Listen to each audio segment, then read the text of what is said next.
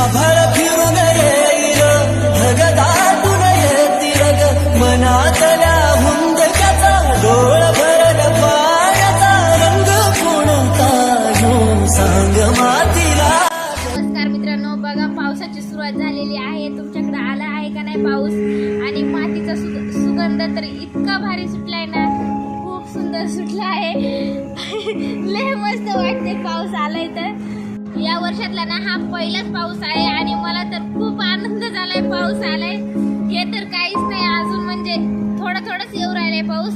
गावाकडे जर असतो ना, गावाकडे खूप पाऊस येतो, गारा वगैरे लय पडतात, लय मजा येते.